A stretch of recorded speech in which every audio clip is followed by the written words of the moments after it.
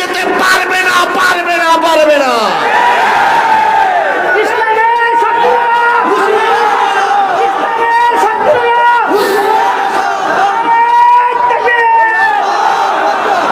আর একজন তো প্রায় বলতো খেলা হবে, তাই বলতো না, খেলা হবে। একজন কবি, একজন এই যে এদের জন্য দেখা ডিস্টার্ব হচ্ছে, একজন কবি উপহাস করে লিখেছেন, কোথায় আওয়ামী লীগ, কোথায় কাদের কাকা, কোথায় গেল ওই জালিমের গরম গরম কথা। কোথায় আওয়ামী লীগ, কোথায় কাদের কাকা, কোথায় গেল ওই জালিমের গরম গরম কথা।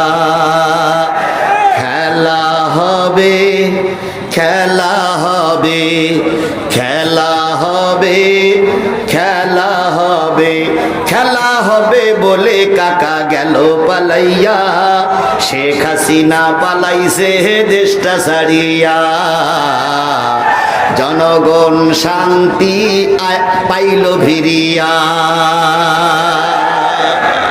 সুতরাং যে মালিক আমাদের এই স্বাধীনতার দুয়ার পর্যন্ত পৌঁছাই দিলেন, সেই মালিকের শুকরিয়া আসতে না জোরে সবাই মিলে বলছি আলহামদুলিল্লাহ। কে খুশি হয়েছে? জোরে বলেন, কে খুশি হয়েছে? বিজয় যখন আসবে তখন কি করতে হবে সে শিক্ষা কোরআনে আছে না নাই? আল্লাহ বললেন, ইজা জাআ নাসরুল্লাহি ওয়াল ফাতহ ওয়া রাআইতান নাসা ইয়াদখুলুনা ফি দীনিল্লাহি আফওয়াজা। যখন সাহায্য এবং বিজয় আসবে তখন দেখবে দলে দলে মানুষ আপনাদের কাতারবদ্ধ হচ্ছে।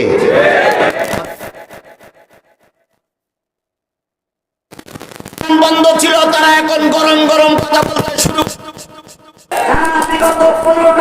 ময়দানে ছিল না, তাদের এখন গরম কথার জ্বালায় যারা আগে ছিল তারা এখন স্থান পাচ্ছে না।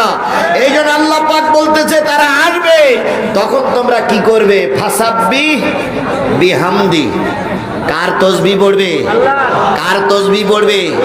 এখন অহংকারের সময় না, এখন আল্লাহর শুকরিয়া আদায় করার সময়। কথা বলেন ঠিক না বেঠিক? বলুন তো, আল্লাহর শুকরিয়া আদায় করলে খুশি হয় কে? তাহলে আমাদের এই দিনটা যে আল্লাহ দিলেন সেই আল্লাহর শুকরিয়া আমরা করব কি করব না? আবারও বলছি আলহামদুলিল্লাহ। আল্লাহ বলতেছেন, কুল লাউ কানাল বাহরু মিদাদান লিকালিমাতি রাব্বি লানাফিদাল বাহরু ক্বাবলা আন তানফাদা কালিমাতু রাব্বি ওয়ালাউ জিনা বিমিসলিহি মাদাদা। কার কথা? কোরআন তেলাওয়াতের পরে যদি কেউ আল্লাহু আকবার বলে, আল্লাহ তার জান্নাতে যাওয়ার পথ পরিবেশ করে, জান্নাতে যাওয়ার পথ সুগম করে দেন। এই জন্য সবাই বলছে আলহামদুলিল্লাহ, সবাই বলছে আল্লাহু আকবার। কুল্লাউ কানাল বাহর, হে নবী আপনি বলে দিন, পৃথিবীতে যত সাগর আছে, পৃথিবীতে যত নদ নদী আছে, পৃথিবীতে যত খাল বিল আছে, পৃথিবীতে যত পুকুর পুষ্করিণী আছে, সব খাল বিল সাগর নদ নদীর পানিগুলো যদি কালি হয়ে যায়, পৃথিবীতে যত দাঁড়ানো গাছ আছে সব দাঁড়ানো গাছগুলো যদি কলম হয়ে যায়, পৃথিবীতে সমান্তরাল যত জমি আছে সব জমিগুলো যদি কাগজ হয়ে যায়, দাঁড়ানো গাছ নামক কলম দিয়ে, সাগরের পানি নামক কালি দিয়ে, আর সমান্তরাল জমির উপরে কাগজ নামক জমির উপরে তোমার রবের কথা লিখতে যদি শুরু করো, লিখতে লিখতে লিখতে লিখতে একদিন সব শেষ হয়ে যাবে। আর একটা সাগরের পানিও যদি নিয়ে আসো সেটাও শেষ হয়ে যাবে, তবু তোমার রবের কথা লিখে শেষ করা যাবে না। সেই রব আপনার রব, আমার রব। কথা বলেন ঠিক না বেঠিক? আমরা সেই রবের সাহায্য পেয়েছি, এই জন্য সেই রবের আবারও শুকরিয়া আদায় করছি আলহামদুলিল্লাহ। সর্বকালের সর্বশ্রেষ্ঠ মহামানব, যার আদর্শে আদর্শিত হয়ে আমি নিজেকে উম্মত বলে দাবি করি, যার আদর্শ আমার মাথায়, যার আদর্শ আমার মুখে, যার আদর্শ আমার গায়ে, সেই নবীর নামে দুরূদ আর সালাম সবাই মিলে বলছি সাল্লাল্লাহু আলাইহি ওয়াসাল্লাম। বন্ধুগণ, অনেক কষ্ট করে আপনারা বসে আছেন কাদার উপরে। আপনাদের সঙ্গে আমি যদি বসতে পারতাম তাহলে আমি নিজেকে ধন্য মনে করতাম, কিন্তু আপনারা বসে আছেন কাদার উপরে, খুব কষ্ট লাগতেছে। এই কষ্ট করে এসেছি আমরা কি শোনার জন্য? সবাই মিলে বলুন, কি শোনার জন্য এসেছি? আমরা কোরআন শুনতে চাই, কোরআন জানতে চাই, কোরআন বুঝতে চাই, কোরআন নিয়ে যে নিজের জীবন গঠন করতে চাই। কথা বলুন ঠিক না বেঠিক? তাহলে কোরআন শুনবো আমরা। আপনারা সবাই কি কোরআন শুনতে রাজি আছেন? কোরআন এমন একটা জিনিস, যেখানেই থাকে সেখানেই মানুষ ছুটে যায়। এখানে আজিজুল ইসলাম জিহাদির কোনো আকর্ষণ নাই, এখানে কোনো বক্তার কোনো আকর্ষণ নাই। সব আকর্ষণ কিসে? সবাই মিলে বলুন, সব আকর্ষণ কিসে? আল্লাহর কসম, আল্লামা সাঈদী বলতেন, আল্লামা সাঈদীর কোনো আকর্ষণ নয়, সব আকর্ষণ আল্লাহর কোরআনের। আজকে জাতি বড় হতভাগ, সব কিছু আছে, আল্লামা সাঈদী নাই। আল্লামা সাঈদী যদি আজকে বেঁচে থাকতেন, তিনি বিরাট খুশি হয়ে যেতেন। কি কথা বলেন? তিনি খুশি হতেন। তার জীবনের সবচেয়ে বড় সাধনা ছিল আল্লাহর কোরআন দিয়ে দেশ চলুক। তবে তিনি একটা কথা বলেছিলেন, তিনি কয়েকটা কথা বলেছিলেন, উত্তর গগনে কালো মেঘ জমেছে। কিভাবে যে আল্লাহর ওলি বলেছিলেন, আল্লাহই ভালো জানে। আমি বুঝতে পারি না, এখনো বুঝতে পারি না যে তিনি কিভাবে স্বপ্নদ্রষ্টা হয়েছিলেন, কিভাবে বলেছিলেন উত্তর গগনে কালো মেঘ জমেছে, ঝড়ের পূর্বাভাস লক্ষ্য করছি। যদি শক্ত হাতে মোকাবেলা করতে না পারো, এমন অমাবস্যার গাঢ় কালো আধার নামবে যার সবে সাথে অসম্ভব। কথাটা কি হাড়ে হাড়ে সত্য পরিণত হয়েছিল? আমরা হাজারো চেষ্টা করে এই জালেমদের মোকাবেলা করতে পারিনি। কথা বলেন ঠিক না বেঠিক? আমরা 4 তারিখ পর্যন্ত বুঝেছিলাম যে এই জালেমদের হটানো সম্ভব নয়। 5 তারিখ সকালবেলা যেদিন ওনারা চলে গেছে, সেদিন আমি ছিলাম সমাবেশে, ছাত্র জনতার সমাবেশে আমি নিজে উপস্থিত ছিলাম। সেদিনও আমাকে বক্তৃতা করতে বলা হয়েছিল, কিন্তু আমার সংগঠনের নেতৃবৃন্দ বলল যে আপনি সামনে যাবেন না, গিলি বসবে, যেটা মনে হয় দলীয় কোনো প্ল্যাটফর্মে হচ্ছে। আমাকে সামনে যেতে দেওয়া হলো না। ওই দিন আমরা বুঝেছিলাম আজকের ভিতরে এই পেতনির বাচ্চা পেতনির টোপলা টুপলি গোছাতে বাধ্য হবে। গেল তাই, কিন্তু উনি বলেছিলেন অমাবস্যার কালো রাত আসবে। আমরা 15টা বছর সেই রাত পার করেছি। কথা বলেন ঠিক না বেঠিক? 15 বছরের ভিতরে এমনও লোক আছে যারা রাতে একদিনও পর্যন্ত ঘরে ঘুমাতে পারেনি। অনেকের বাড়ি ঘরদোর ভেঙে তছনছ করা হয়েছে। আমি গুনাহগার, আপনি আমার এলাকায় যে খোঁজ নিয়ে দেখবেন, আমাকে 5 দিন রিমান্ডে রাখা হয়েছিল। কি অপরাধ করেছিলাম আমরা? 5 দিনের ভিতরে আমার এই চোখ শুধুমাত্র উজু করার সময় ছাড়া খোলা হয়নি। যদি 2 হাত খুলে দিতে, 1 হাত খুলে দিয়ে চেয়ারের সঙ্গে বেঞ্চের সঙ্গে বেঁধে রাখতো। 5টা দিনের পরে তারা টাকার লেনদেন শুরু করলো। পরিবারের সঙ্গে টাকার লেনদেন করে প্রায় 10 লক্ষর মতন টাকা আমাকে দিতে হলো। তারপর আমাকে তাদের কাছ থেকে জীবন ভিক্ষা নিতে হলো। আমার বাড়ি ঘরদোরগুলো ভেঙে দিল। আমার ছোট্ট বাচ্চাটা যখন এসে পুলিশের পা জড়াই ধরলো যে স্যার, আমার আব্বু সারাদিন রোজা, এখন ইফতারিটা করতে দেন, এই পুলিশ নামক হায়নারা সেদিন লাথি মেরে আমার ছোট্ট বাচ্চাটারে দূরে ফেলাই দিয়েছিল। আমার মা এসে বলল, বাবা আমার ছেলেটারে নিয়ে যেও না। আমার মার গলা ধাক্কা দিয়ে মাটির পর আঘাত করে আমার মায়ের কপাল কেটে গিয়েছিল। আমার মা সেদিন কপালের ওই রক্ত ছুঁয়ে বলেছিল, আল্লাহ, আমার সন্তানকে তোমার রাস্তায় কুরবানি করলাম, এর বিনিময়ে যদি এ দেশ কোরআনের দেশ হয় আমার কোনো দুঃখ নাই। জাতির কাছে জানতে চাই, আজকে অনেকে বক্তব্য দিচ্ছে, জাতির কাছে জানতে চাই এই মানুষগুলো আমরা কি অন্যায় করেছিলাম? আমাদের রক্ত ঝরাইছিলেন আপনারা, আর আজকে আপনারা মিষ্টি মিষ্টি কথা বলছেন। অবশ্যই জাতি আপনাদের চিনে রেখেছে, চিনে রাখবে। কোন অপরাধ করিনি তবু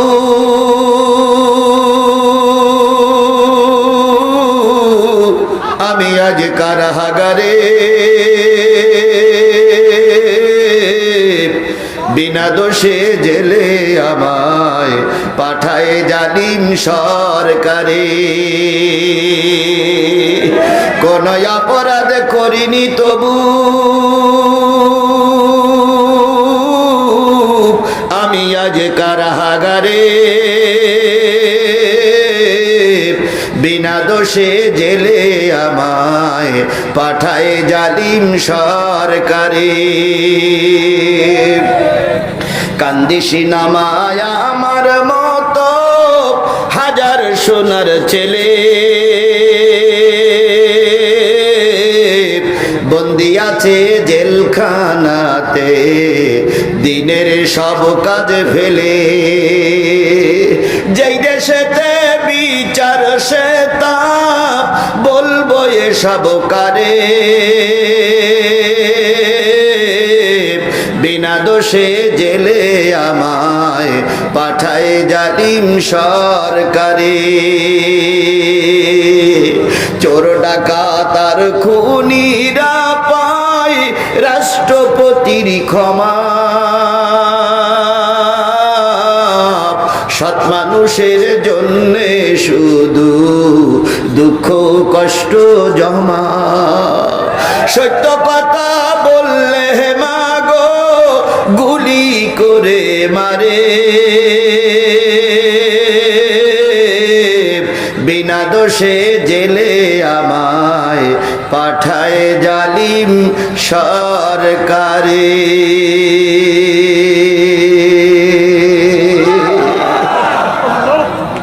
যে কথাগুলো বললাম কথাটা ঠিক না বেঠিক? তাহলে আল্লাহ পাক ওই দিনটা পার করে এখনো রসুলের পথে আপনাকে আমাকে কবুল করেছেন। এই জন্য রসুলের নামে দুরূদ আর সালাম সকলে মিলে বলছি সাল্লাল্লাহু আলাইহি ওয়াসাল্লাম। বন্ধুগণ, আমরা কিসের থেকে কথা শুনতে চাই? কোরআন থেকে কথা শুনলে সেই কথাগুলো ভুল ভ্রান্তি কম হয়। কথা বলেন ঠিক না বেঠিক? সুতরাং আমরা কিসের থেকে কথা শুনবো? আরো জোরে বলেন, কিসের থেকে কথা শুনবো? আল্লাহ বলতেছেন ওয়াইদা কুরিয়াল কোরআন ফাসতামিউ লাহু ওয়া আনসিতু লাআল্লাকুম তুরহামুন। যখন তোমাদের সামনে কোরআন পড়া হবে, কোরআন থেকে আলোচনা করা হবে, সেগুলো তোমরা চুপচাপ শোনো। কি করে শুনতে হবে? চুপচাপ বসে বসে শুনতে হবে। আমি আজকে বসার জন্য খুব বেশি অনুরোধ করব না, কারণ কাদা। এখানে আমি যখন আসলাম কাদার পথে হেঁটে এসেছি, এই লক্ষাধিক জনতা কোথায় বসবে? এই জন্য বসার জন্য অনুরোধ করব না, শুধু এতটুকু বলি যে যা আছি দাঁড়াই দাঁড়াই শুনি ইনশাআল্লাহ লাআল্লাকুম তুরহামুন। যদি আল্লাহর কোরআন তোমরা শোনো, আল্লাহ পাক তোমাদের রহমত দিয়ে ভরে দেবে। আমাদের রহমতের দরকার আছে না নাই? আরো জোরে বলেন, রহমতের দরকার আছে না নাই? বন্ধুগণ, দেশ বিজয় হয়ে গেছে বলে মনে করো না আমরা অনেক কিছু হয়ে গেছি। আল্লাহর রহমত না হলে টিকতে পারবা না। অনেক যুদ্ধে সাহাবীরা বেশি ছিল, তারপরে কাজ হয় নাই। আবার অনেক যুদ্ধ অল্প সংখ্যক সাহাবী ছিল, আল্লাহ পাক বিজয় দান করেছে। এই জন্য ক্ষমতার বলে বিজয় হয় না, লোকবল দিয়ে বিজয় হয় না, বিদেশি সাহায্য নিয়ে বিজয় হয় না। বিজয় দিতে গেলে আল্লাহর মদদ লাগে। এই জন্য সাহায্য চাইব কার কাছে? আরো জোরে বলেন, সাহায্য চাইব কার হাতে? তাহলে আমাদের রহমতের দরকার আছে না নাই? সুতরাং যাদের রহমতের দরকার তারা যে যেখানে আছেন, মোনাজাত শেষ না হওয়া পর্যন্ত যাওয়া যাবে না। আচ্ছা, আমি যে অনেকদিন পরে আপনাদের কাছে আসলাম, আমারে ফেলাই রেখে চলে যাবেন কারা কারা? হাত তোলেন তো। আমার ফেলাই রেখে কেউ চলে যাবেন না? বুঝে শুনে অবদা করে। আপনারা কি আমারে রেখে চলে যাবেন? জোরে বলেন, ফেলাই রেখে চলে যাবেন? তাহলে আপনি যখন যাবেন, আমি যখন যাব, আপনিও তখন যাবেন। রাজি আছেন না? রাজি আছেন না? রাজি আছেন না? আমার ভাইয়েরা চলুন সামনে যাই। আল্লাহ রাব্বুল আলামিন বলতেছে ওয়ালাকাদ জারানা লিজাহান্নামা কাসীরাম মিনাল জিন্নি ওয়াল ইনস লাহুম কুলুবুন লা ইয়াফকাহুনা বিহা। মানুষ আর জিনের ভিতর থেকে কিছু সংখ্যক মানুষকে আমি জাহান্নামের ভিতরে ঢুকিয়ে দেব। যারা জাহান্নামের ভিতরে ঢুকবে তাদের এক নম্বর দোষ হচ্ছে লাহুম কুলুবুন লা ইয়াফকাহুনা বিহা, তাদের অন্তর আছে কিন্তু অন্তরে জায়গা নাই। কিসের জায়গা নাই? আরো জোরে বলেন, কিসের জায়গা নাই? তাহলে এই কোরআনের মাহফিল যার ভালো লাগে না, লাগতেছে না, বুঝতে হবে তোমার অন্তরটা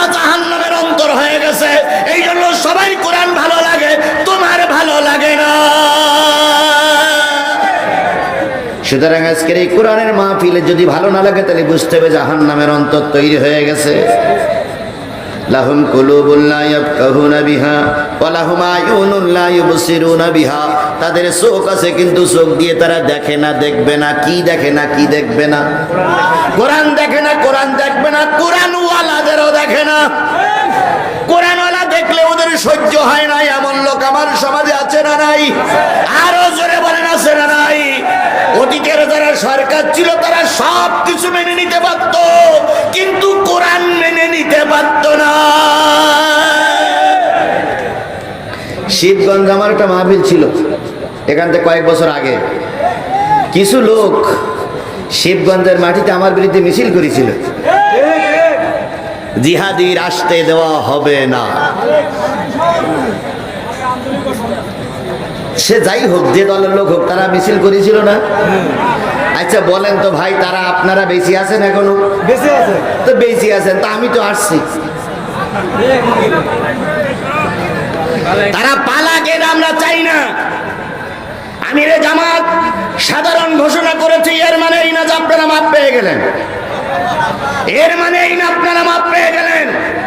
যদি এদের সবাইকে মাফ করা হয় তাহলে আল্লাহ এবং রসুলের সঙ্গে হয়তো কোনো না কোনো অবস্থায় গাদ্দারি করা হবে। আল্লাহ রসুল মক্কা বিজয়ের পরে সাধারণ ক্ষমা করেছিলেন, কিন্তু কিছু লোককে মাফ করেন নাই, কিছু লোককে মাফ করেন নাই। সুতরাং আজকের এই সমাবেশ থেকে স্পষ্ট ঘোষণা করতে চাই, সবাই মাফ পাবেন না। সবাই মাফ করলে সমাজ চলবে না, কথা বলেন ঠিক না বেটি? সুতরাং কিছু লোককে বিচারের আওতায় আনা হবে। যারা আমাদের মাহফিলগুলো বন্ধ করেছিলেন, যারা আমাদের নেতাদের ঘরে থাকতে দেন নাই, যারা মিথ্যা মামলা দিয়ে আমাদেরকে গৃহশূন্য করেছেন, যারা আমার সন্তানকে হত্যা করে আমার কাঁধে আমার সন্তানের লাশ তুলেছিলেন, তারা বগলে, তারা গোপে তেল মাখাবেন আর আমরা আঙুল চুষবো। ও শনিবার অনেক আগেই পাল্টে গেছে। যদি ফিরে আসো আলহামদুলিল্লাহ, নতুবা জনগণ ওপেনলি খোলা ময়দানে তোমাদের বিচার করবে। ইসলাম প্রতিশোধে বিশ্বাস করে না। ইসলাম বিরোধীদের ক্ষমা করার, ইসলাম বিরোধীদের তওবা করার সুযোগ দেয়। আমরা সেই সুযোগটা দিয়েছি বলে এই কথা মনে করো না যে তোমরা অনেক কিছু হয়ে গেলেন। না, এর মানে এই নয় সবাইকে ঢালোভাবে মাফ করার কোনো সুযোগ নাই। যে যা করেছো জনতার আদালতে, কোর্ট কাছারির মাধ্যমে তাদের বিচার হবে। আচ্ছা বলুন তো, সবাইকে মাফ করে দিলাম, তাহলে হেফাজতের ময়দানে যারা গুলি করে মারলো তারা কোথায় যাবে? এরপরে এই বিগত 5ই আগস্টের আগে যারা গুলি করে সাধারণ জনতা, ছাত্ররে প্রায় 1000 মানুষকে মেরে দিলেন, তাদেরকে যদি মাফ করি তাহলে ওই লোকগুলো, তাদের যারা মারা গেছে তারা নিশ্চয়ই, তার পরিবার এবং তারা কষ্ট পাবে। কথা বলেন ঠিক না বেঠিক?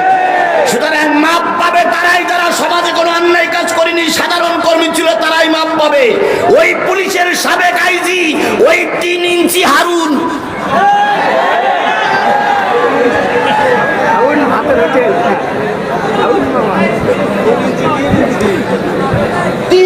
হারুনকে যদি মাফ করে দেওয়া হয় তাহলে এর আগামীতে আরো অন্যায় কাজ করার সুযোগ পাবে। কথা বলেন ঠিক না ঠিক?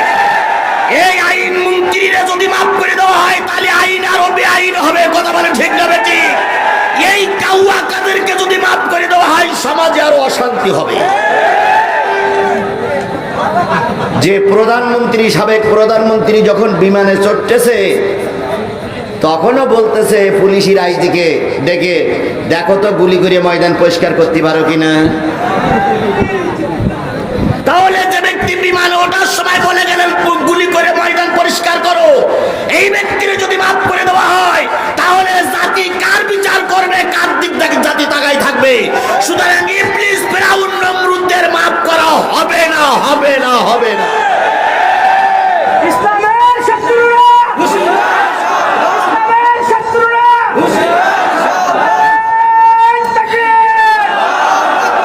আমার বন্ধুগণ, তাই আমি বলতে চাইছিলাম যাদের দিলে কোরআন নাই তারা যাবে কোথায়?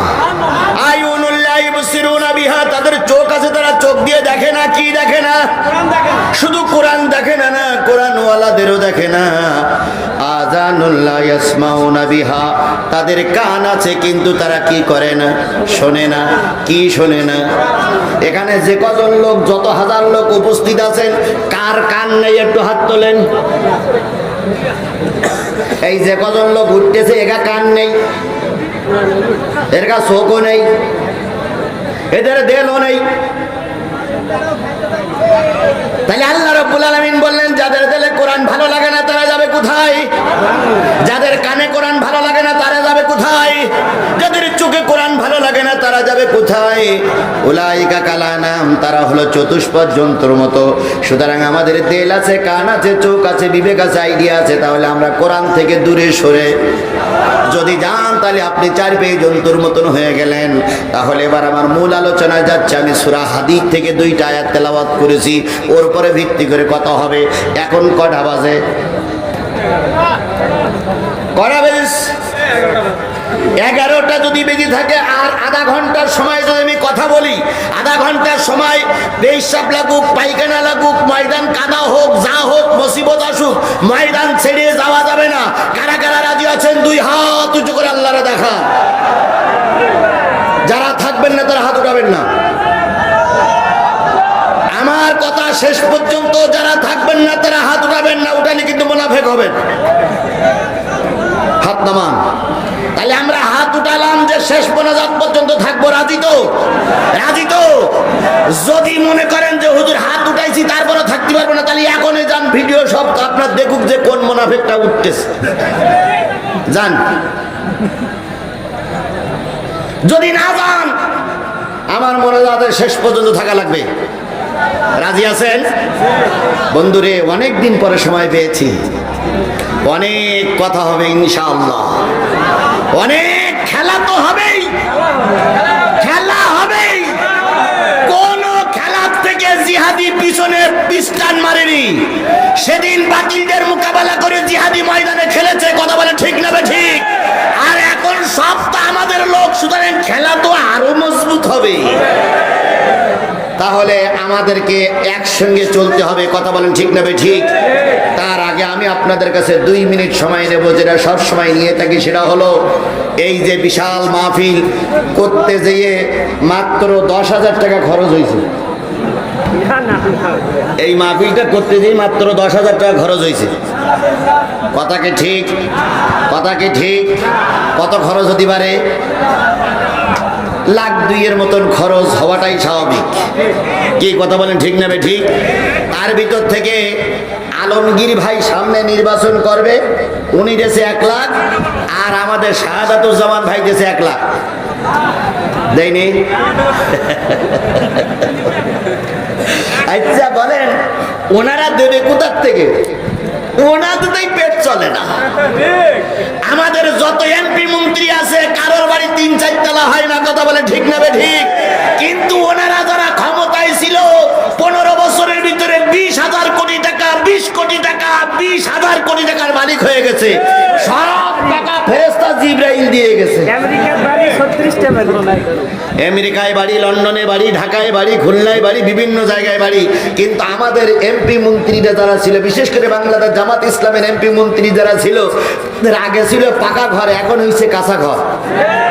কারণ এরা পরের হক নষ্ট করতে পারে না। কথা বলে ঠিক না ঠিক? জনগণের 2 টাকা আসলে পকেটে আর 1 টাকা দিয়ে 3 টাকা খরচ করে, আর ওনাদের জনগণের 2 টাকা পাইলে 8 আনা খরচ করে আর 1.5 টাকা পকেটে ঢুকায়। কথা বলে ঠিক না ঠিক? সুতরাং ওনারা মাহফিলে 2 লাখ 1 লাখ টাকা দিতে পারে, কিন্তু আমাদের নেতাদের কাছে চাইলে ওই রকম দাবি করলে কখনো হয় না। কথা বলেন? সুতরাং ওনারা দিতে পারেন নাই। ওনারা আমাদের জন্য সবচেয়ে বড় সম্পদ নিয়েছে, সেটা হচ্ছে দোয়া। ওনারা মুরব্বী, ওনারা আমাদের জন্য দোয়া করতেছেন। দোয়া করুক আল্লাহ পাক, ওনাদের দোয়া কবুল হয়েছে, কবুল হোক। কথা বলেন ঠিক না ঠিক? তাহলে এই বিশাল মাহফিলে 2 লাখ টাকার ভিতরে এখনো ওনারা ম্যানেজ করতে পারেন না। আমার কাছে বারবার বলতেছে, হুজুর একটু কালেকশনের দিকে যান যাতে করে আমাদের খরচের টাকাটা ওঠে। আচ্ছা বলুন, আমরা যদি এখানে 50,000 লোক এসে থাকি, তাহলে 50,000 লোক যদি 10 টাকা টাকা দেয়, তাহলে কয় লাখ হবে? 5 লাখ। এইবার কিছু কিছু কিরিফোন লোক চিন্তা করতে, ওরে বাপ রে বাপ, 5 লাখ টাকা পাবে, তাহলে তোরা বিরাট বড় লোক হয়ে যাবো, যে 5 টাকা দে। এরকম কিরিবল লোক কারা কারা আছেন হাত তোলেন তো। আচ্ছা 10টা টাকা 20টা টাকা 20 টাকা কার পকেটে নেই সেইটা তো হাত তোলেন। দুজন আমার কাছে 20 টাকা নেই ভাই। ফেরেশতাওয়ালা কাঁধে বসে আছে, মাটির পরে বসে আছেন, 20 টাকা নাই। 20 টাকা 10 টাকা 50 100 200 টাকা 10 টাকার নিচে নেই, 10 টাকার উপরে আছে, অথবা পকেটে টাকা আছে। যাদের যাদের পকেটে টাকা আছে তারা একটু হাত তোলেন, যাদের পকেটে টাকা আছে। যদি পকেটে টাকা থাকার পরও হাত না তোলেন তাহলে কিয়ামতের দিন বলে খবর আছে ভাই। আচ্ছা এই হাতগুলো সব পকেটে ঢুকাবেন, সবাই সবাই পকেটে ঢুকাবেন। আমিও ঢুকাচ্ছি, আমি আগে ঢুকাই তারপর আপনাদের কাছে যাই। সবাই পকেটে হাত দেন, সবাই পকেটে হাত দেন, হাত দিয়ে বের করেন, সবাই বের করেন, সবাই বের করেন, সবাই বের করেন। আয় ছেলে আয় ছেলে, প্যাকেট এই প্যাকেট দাঁড়াও, প্যাকেট হুজুর অন্যের পকেটে দেন, হাত দেন আবার। প্যাকেট দাঁড়াও, প্যাকেট এখন কেউ প্যাকেট নেবে না, দাঁড়াও সবাই দাঁড়াও। আচ্ছা এই এই উপরে যারা বসে আছে, উপরে যারা বসে আছে এদের সম্মান বেশি না কম? এই জন্য তো উপরে বইছে নাকি? আপনারা যদি 100 টাকা দেন তাহলে এনারা কয়শো টাকা দেবে? 1000। যদি না দিতে পারে তাহলে উপরে বসার দরকার নেই। কি আমার কথা একমত তো আপনারা? এই দেখেন নেতা বলার আগে বের করিস, আমি নেতার টাকাটা পরে নিচ্ছি। এই যে মঞ্চে যারা বসে আছেন সবাই 1000 কোটি টাকা না হলে 500 টাকা করে বের করেন, সবাই বের করেন। আগে মঞ্চে কালেকশন হোক, দে দে আপনারা দেন, আপনারা দেন। 900 টাকা আলাবে 900, 100 আমি এই 100 টাকা আমার বলো সেটা বুঝলেন। আচ্ছা চেয়ারম্যান সাহেবটা নিচ্ছি, দেন ভাই দেন, বড় ভাই দেন। আমাদের শাহাদাতুজ্জামান ভাই 1000 দেশে আরো পরে দেবে ইনশাল্লাহ। আচ্ছা ওটা নিচ্ছে, এবার আপনারা দেন, আপনারা দেন, দেন দেন মঞ্চে দেন। আমরা এই সাইডে কাল বিশেষ অতিথি 1000 দি, দেন দেন। খুচরা খুচরা দি ভাই, দেন দেন দেন দেন দেন দেন দেন, আপনারা দেন। এবার শোনেন, এই উঠলে কিন্তু শয়তান খুশি। এখনো টাকা চাইনি, তার আগে উঠতেছেন। কারা কারা টাকা বের করেছেন হাত তোলেন, কারা কারা টাকা বের করেছেন, কারা কারা টাকা বের করেছেন? ভাই অনেক লোক টাকা বের করেন, 2 টাকা নাই। আরে ভাই 2 টাকা বের করেন তো। এবার যাও, এবার যাও ছেলেরা, এবার যাও, এবার যাও, এবার যাও। জি জি মা বোনদের কাছে, মা বোনদের কাছে, জি মা বোনদের কাছে, মা বোনদের কাছে, মা বোনদের কাছে চলে যান। হ্যাঁ তাড়াতাড়ি, খুব তাড়াতাড়ি, যত তাড়াতাড়ি হয়, যত তাড়াতাড়ি হয়।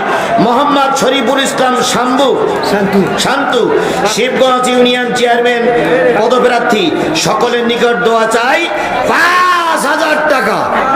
আল্লাহ পাক দাতার দান কবুল করুক, সকলে বলুন আমিন। মোহাম্মদ কাইয়ুম সরকার খতিব, বালা সরকার পাড়া জামে মসজিদ 2000 টাকা। প্যানেল চেয়ারম্যান বর্তমানে 1000 টাকা। হাকিম ভাই সহ অনেকগুলো টাকা আসছে, দেন সবাই দেন। জি মাশাআল্লাহ। ভাই আমি উঠতি বলিনি, এই তো এতক্ষণ ধরে কি ওয়াজ শোনালাম, উঠতি বলিনি। আমি আপনাদের বসতে বলেছি, 10 টাকা 20 টাকা দিয়ে সাহায্য করতে বলেছি।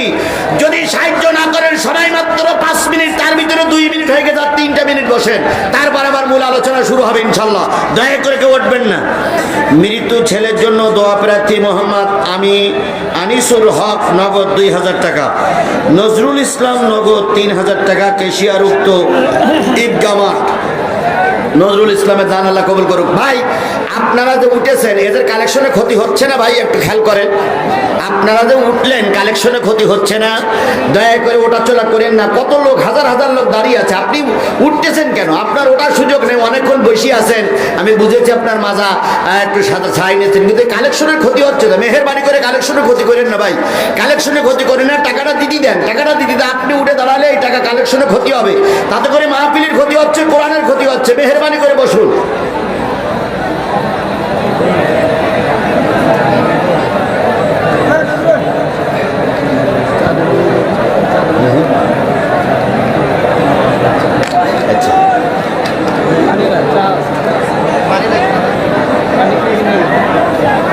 ভাই আপনারা দাঁড়িয়ে আসুন, বসেন বসুন, আল্লাহর রাস্তায় বসুন, কোরআনের সাথে বসুন। এই লোকগুলো দাঁড়ানো মানে এদের কালেকশনের ক্ষতি হচ্ছে। আপনারা দারুণ ক্ষতি করতেছেন ভাই। মুসলমান মুসলমানের ক্ষতি করতে পারে না ভাই, মুসলমান মুসলমানের ক্ষতি করতে পারে না। এটা বিয়াদব, এটা বিয়াদবি। বসেন বসুন। এরপরে দাবি করি যারা যারা টাকা উঠাইছেন কালেকশনের প্যাকেটগুলো সব মঞ্চে নিয়ে আসবেন। জোরে একটা তাকবীর দিয়ে আমরা শুরু করছি, সবাই মিলে বলুন নারায়ে তাকবীর। আরো জোরে লিল্লাহে তাকবীর।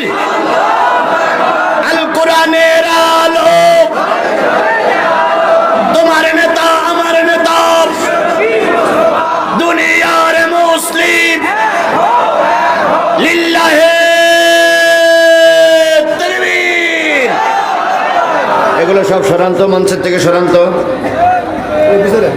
বন্ধুগণ, আমি আপনাদের সামনে তেলাওয়াত করেছি, ভালো করে খেয়াল করেন, 27 নম্বর পারার 57 নম্বর সূরা।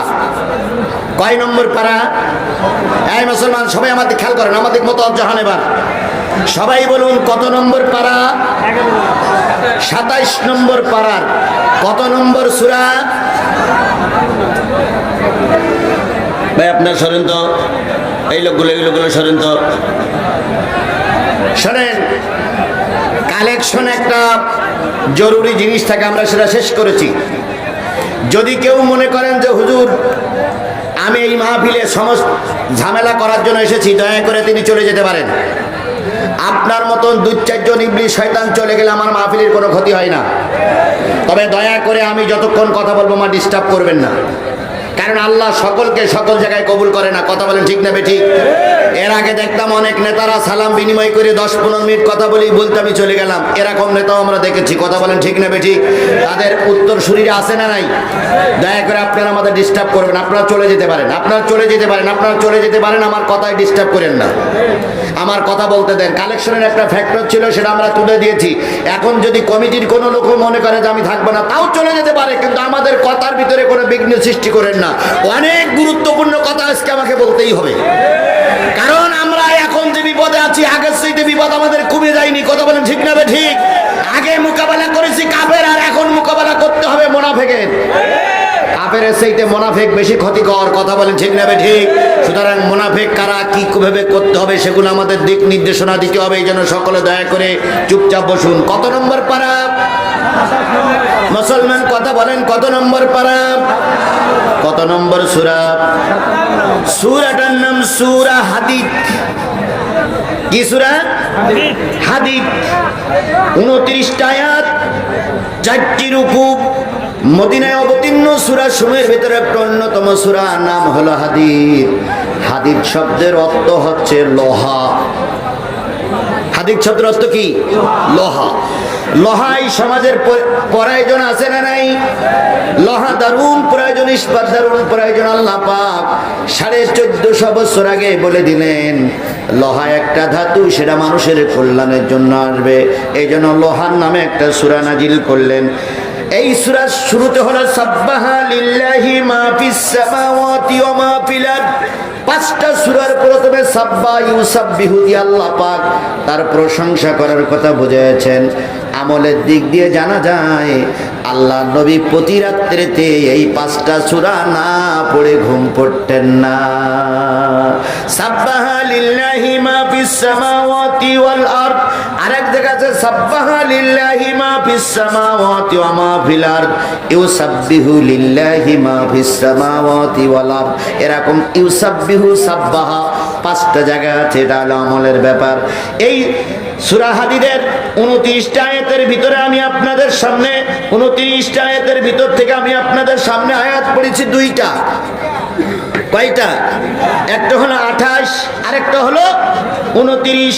2টা আয়াত পড়েছি। প্রথম আয়াতে চলে যাচ্ছি, ভালো করে খেয়াল করেন। আল্লাহ বলতেছেন, ইয়া আইয়ুহাল্লাযীনা আমানুত্তাকুল্লাহ ওয়া আমিনু বিরাসূলিহি ইউতিকুম কিফলাইনি মির রাহমাতিহি। আল্লাহ রাব্বুল আলামিন বলেন, হে ঈমানদারেরা শোনো, কাকে ভয় করবা? আরো জোরে বলেন, কাকে ভয় করবা? সরকারকে ভয় করার দরকার নেই, ভারতের ভয় করার দরকার নেই, আমেরিকার ভয় করার দরকার নেই। আল্লাহরে ভয় করো, আল্লাহ বিজয় দান করবে। ওয়ালা তাহিনু ওয়ালা তাহজানু ওয়া আনতুমুল আলাউনা ইন কুনতুম মুমিনিন। তোমাদের কোনো ভয় নাই, তোমাদের কোনো চিন্তা নাই। আমি আল্লাহ পাক তোমাদের বিজয় দেব যদি তোমরা মুমিন হতে পারো। তাহলে সর্বক্ষেত্রে ভয় পাবো কার? আরো জোরে বলেন, ভয় পাবো কার? যদি আল্লাহর ভয় আমার দিলে না থাকে, মানুষের ভয় দিয়ে কোনো উপকারও হবে না, ক্ষতিও হবে না। এই জন্য সর্বক্ষেত্রে ভয় পাবেন কার? আমরা কি আল্লাহরে ভয় পাই? পাই। যদি আল্লাহরে ভয় পেতাম তাহলে একজন লোক 170টা ভোট দিতে পারতাম না। আমরা যদি আল্লাহরে ভয় পেতাম তাহলে সুদ ঘুষ খাইতে পারতাম না।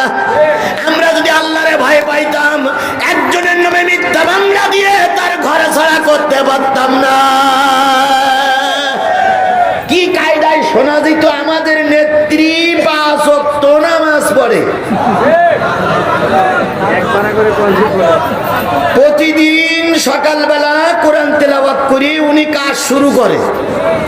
আমাদের নেত্রী তাহাজ্জুদের নামাজ পড়ে, সকালবেলা উঠে কি খোঁজে? জায়নামাজ খোঁজে। ছাত্র এবং জনতার আন্দোলনে যখন তার গণভবন দখল করা হইল, আল্লাহর কি খেলা, জায়নামাজ খুঁজে পাওয়া গেল না। জনগণ চিন্তা করলি সে জায়নামাজ গেল কই, হই হই রই রই জায়নামাজ গেল কই। এখন কেউ কেউ বলতেছে প্রধানমন্ত্রী, সাবেক প্রধানমন্ত্রী এমন আল্লাহওয়ালা, যাবার সময় জায়নামাজটাও বগল টাকায় করে নিয়েই চলে গেছে, এই জন্য সব খুঁজে পাওয়া গেছে। রাজহাঁস খুঁজে পাওয়া গেছে, মুরগি খুঁজে পাওয়া গেছে, গণকবর খুঁজে পাওয়া গেছে, বিরিয়ানি রান্না পাওয়া গেছে, কিন্তু জায়নামাজ নাই। কোরআন শরীফও পাওয়া যায় নাই। তবে তবে একটা জিনিস পাওয়া গেছে, দুটো জিনিস পাওয়া গেছে।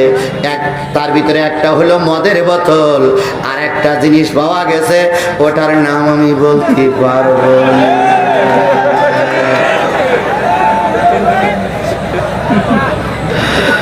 আমি চিন্তা করি বুড়ি বয়স 78 বছর বয়সে যদি ওই জিনিস পাওয়া যায়, তাহলে যখন 18-20 বছর বয়স ছিল তখন জানি কি করিছে আল্লাহই ভালো জানে।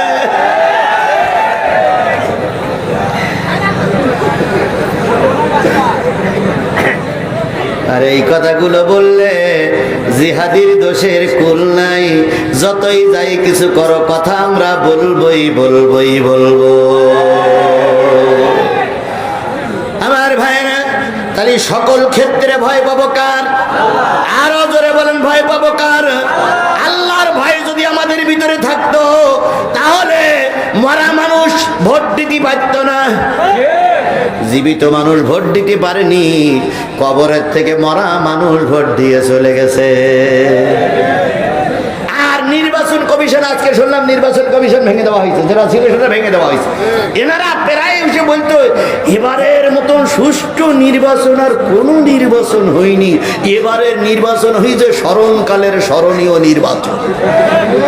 এদের কথা শুনিয়ে কুকুরও ফ্যাক করে হেসে উঠল। কুকুর বলছে কি হইল, কেউ ভোট দিতে যায়নি, সুষ্ঠু নির্বাচন কি হইল, কি করে হইল? তাই সাংবাদিকরা লিখেছিল সুষ্ঠু হয়েছে নির্বাচন, ভোট দিয়েছে প্রশাসন। সুষ্ঠু হয়েছে নির্বাচন, ভোট দিয়েছে প্রশাসন, তাকিয়ে তাকিয়ে দেখেছে জনগণ। কি কথা ঠিক না বেঠিক? এরাই এখন মায়া কান্না কানতেছে ভারতে বসে। আমি ভারত সরকারকে এই লক্ষাধিক মানুষের মাঝে হুঁশিয়ার করে দিতে চাই, আপনি যদি আওয়ামী লীগের সঙ্গে সম্পর্ক রাখেন, তাহলে জনগণ আপনাকে স্যালুট দেবে না, বরং জনগণ আপনাকে থুতু দেবে।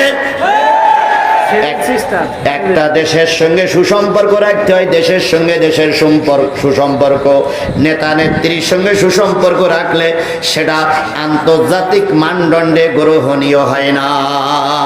আজকে আমার দেশের তত্ত্বাবধায়ক সরকার না, অন্তর্বর্তীকালীন সরকার ক্ষমতায়, যদি আগামীকাল ভারতের নির্বাচন হয়ে কংগ্রেস সরকার আছে, তখন মোদির সঙ্গে সম্পর্ক থাকবে না, থাকবে রাহুল গান্ধীর সঙ্গে। কথা বলেন ঠিক না ঠিক? আজকে ভারত আপনি ভুলে যাচ্ছেন, আপনি বাংলাদেশের বন্ধু না, আপনি শেখ হাসিনার বন্ধু। তাই তো জনগণ বলে আমাদের ম্যাডামের স্বামী নাই আর ওনার স্ত্রী নাই।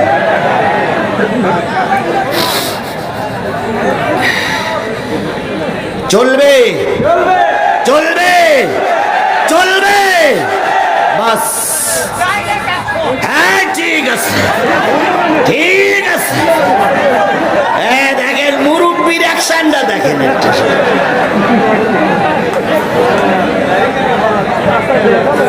এ মুরব্বী প্রায় জায়গায় থাকে, আল্লাহ ওনারে কবুল করুক, সকলে বলুন আমিন। আমি বলতেছিলাম তাহলে কার ভয় পাবেন? আরো জোরে বলেন, কার ভয় পাবেন? এবং রাসূলের আনুগত্য করে চলবেন। চললে কি হবে? ইউতিকুম কিফলাইনি মির রাহমাতিহি, যত রহমতের আশা তোমরা করতেছিলে তার চাইতে ডবল রহমত আল্লাহ তোমাদের দিয়ে দেবে। আমরা বাংলাদেশ জামাত ইসলামের মুরব্বী বুড়োরা যারা আছি অনেক মিছিল করেছি, শুধু লাইভ দিতে হয়েছে, পরিবর্তন আনতে পারিনি। এই কথা কি বাড়াই বললাম না? ঠিক বললাম? আমরা ময়দানে কম আন্দোলন করিনি, কথা বলেন ঠিক না বেঠিক? কম রক্ত দেয়নি, কম জেল খাটিনি, কিন্তু সমাজের পরিবর্তন আনতে পারিনি। বিএনপি কম রক্ত দেয়নি, কম জেল খাটিনি, কিন্তু সমাজের পরিবর্তন আনতে পারিনি। হঠাৎ করে কোথার থেকে আসলো একদল ছাত্র, পরে যাচ্ছে, যাচ্ছি আস্তে আস্তে যাচ্ছে।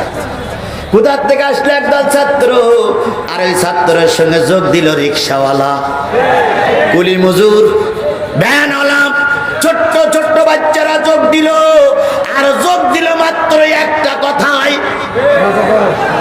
যে রাজাকারের স্লোগান দিয়ে আব্দুল কাদের মোল্লারে ফাঁসি দেওয়া হলো, যেই রাজাকারের স্লোগান দিয়ে মতিউর রহমান নিজামীরে মারা হলো, যেই স্লোগান দিয়ে কি বলে সাবেক আমির সেক্রেটারি জেনারেল আলী হাসান মোহাম্মদ মুজাহিদকে ফাঁসিতে ঝুলানো হলো, একই ট্যাগ দিয়ে একই কথায় এই সরকারের পতন হলো। একই কথা। ওরা হ্যাঁ ঠিক ঠিক, আমার বলতে দাও, আমার বলতে যেতে দাও, অনেক দূর যেতে হবে আমাকে। ওরা স্লোগান দিয়েছিল, কতে কাদের মোল্লা তুই রাজাকার, তুই রাজাকার, মতে মতিউর রহমান নিজামী তুই রাজাকার, তুই রাজাকার, দন্ত সাহিত্যে সাইদি তুই রাজাকার, তুই রাজাকার। কথা বলেন ঠিক না বেঠিক? সেই শাহবাগে গণজাগরণ মঞ্চ তৈরি করে তুই রাজাকার, তুই রাজাকার, সেই একই রাজাকারের স্লোগান দিয়ে দেশ স্বাধীন হয়েছে। সুবহানাল্লাহ, সুবহানাল্লাহ, সুবহানাল্লাহ। কি স্লোগানটা কি? যখন না না না বলতে দেন, যখন কি বলে কোটা সংস্কারের পক্ষের আন্দোলন করলো, তখন আমাদের সাবেক ডাইনি বুড়ি, রক্ত পিপাসু গণহত্যাকারিনী, কথা বলেন ঠিক না ঠিক? যদি আজকে হিটলার বেঁচে থাকতো তাহলে হিটলারের মুখে থুতু মারতো আর বলতো আমার চাইতে বড় হিটলার তুই। এই হিটলারের বাচ্চা, হিটলার এই গণহত্যাকারিনী তখন বলল যে এই যারা ময়দানে কথা বলছে এরা সব রাজাকারের বাচ্চা। এরা বলল কি মুক্তিযোদ্ধার নাতিপুতিরা চাকরি পাবে না, রাজাকারের নাতিপুতিরা চাকরি পাবে। আর এই কোটায় কিন্তু চাকরি পেয়েছিল ওই 3 ইঞ্চি হারুন, এ কিন্তু পরীক্ষাতে চাকরি পায়নি, এগুলো কোটায় কোটায় চাকরি পেয়েছিল। এখন উনি বললেন রাত 11টার সময় সম্ভবত যে রাজাকারের বাচ্চারা কি চাকরি পাবে। এই কথাটা এই কথাটা এই কথাটা বিশ্ববিদ্যালয়, কলেজ, স্কুল, প্রাইমারি স্কুল, মাদ্রাসা ছাত্ররা মেনে নিতে পারেনি। তাই তারা বিশ্ববিদ্যালয়ের সকল গেট খুলে বাইরে এসে বলল, তুমি কে, আমি কে? তুমি কে, আমি কে? কে বলেছে, কে বলেছে? আবার বলেন, তুমি কে, আমি কে? কে বলেছে, কে বলেছে? এই যে স্লোগান শুরু হলো, পেতনির বাচ্চা, পেতনি ডাইনি বুড়ি এবার আরো উগ্র হতে শুরু করলো। কথা বলেন ঠিক না ঠিক? আমরা 2টা গুলি খেয়ে কেউ বা লাশ পড়েছে, কেউ বা পালাইছি, বিএনপি পালাইছে, জামাত ইসলাম পালাইছে, শিবিরওয়ালারা ময়দানে থেকেছে, তারপরে অনেক সময় ময়দান ছেড়ে দিতে বাধ্য হয়েছে। কত মামলা খাওয়া যায়। বিএনপির ছাত্র দলের লিডারেরা, নেতারা ময়দানে ছিল, গুলির মুখে অনেক সময় খ্রিস্টান মারতে বাধ্য হয়েছে। কিন্তু এই যে যুবক, কিশোর, ছোট ছোট বাচ্চারা, মা বোনেরা রাস্তায় নামলো, যত লাশ পড়েছে ততই তাদের আন্দোলনের বেগ চেগেছে। লাশকে আরেকজনের কাঁধে তুলে দিয়ে সে সামনে অগ্রসর হয়েছে, বুঝাইতে চেয়েছে লাশ পড়বে পড়ুক, তবু ডাইনি বুড়ি তোমার আর ক্ষমা না। কোথার থেকে নাজিল হলো আবু সাইদ, আচ্ছা বলুন তো, আবু সাইদ মরার আগে কয়টা লোক চিনতেন? আবু সাইদ মরার আগে কয়টা লোক চিনতেন? কেউ চিনতাম না। আবু সাইদের মা বাপকে আল্লাহ পাক রহমত করুক, আবু সাইদকে আল্লাহ পাক জান্নাতের মেহমান বানিয়ে দেখ। আবু সাইদ দুই হাত উঁচু করে বলল, করো গুলি, তবু ময়দান ছেড়ে দেব না। ও বন্ধুরা, আবু সাইদের গুলি লাগলো। যেই না আবু সাইদের গুলি রক্ত জমিনে পড়লো, গোটা জমিন তখন ভেবে ভুলে উঠলো। কথা বলেন ঠিক না ঠিক? জালেমেরা তখন পালাইতে বাধ্য হয়েছে। এবার আল্লামা সাইদির সেই কথাটা মনে পড়ে গেল, এমন একটা সময় আসবে জালেমেরা জুলুম বন্ধ করো, আলেমোলামাদের পরে অত্যাচার বন্ধ করো, নতুবা এমন একটা সময় আসবে পালানোর জন্য ইঁদুরের গর্ত খুঁজে পাবা না। আজকে সেই একই অবস্থা হয়েছে, পালানোর জন্য গোটা বিশ্বের কেউ জায়গা দিচ্ছে না। আমেরিকা লাল কার্ড দেখাই দিয়েছে, ঢুকতে পারবে না। লন্ডন লাল কার্ড দেখাইছে, ঢুকতে পারবে না। জাপান জার্মান লাল কার্ড দেখাইছে, ঢুকতে পারবে না। ভারত বলতেছে কোন রকম 1.5 মাস থাকতে পারবা।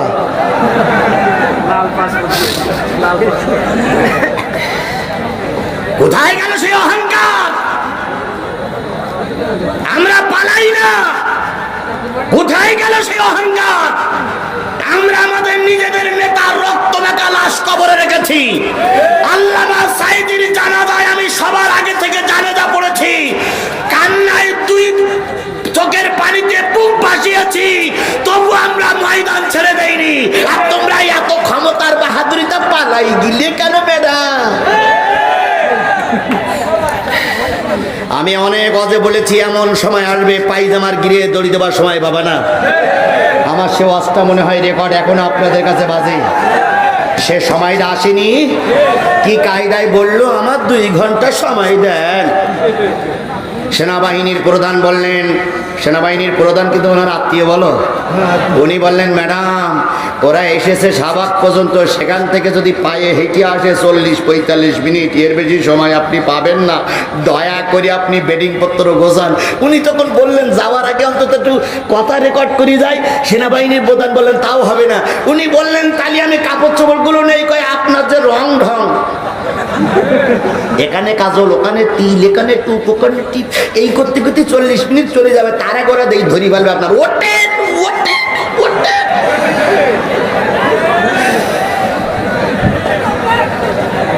পালানের জায়গা পাবা না, ইঁদুরের গর্ত পর্যন্ত পাবা না।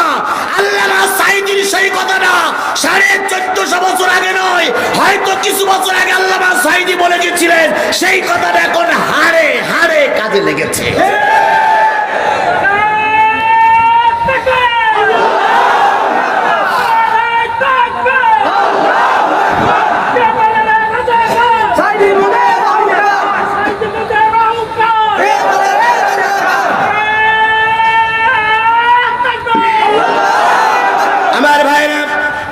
আল্লাহর রহমত আমরা যা চেয়েছিলাম তার চাইতে বেশি পাইছি। কথা বলেন ঠিক না ঠিক?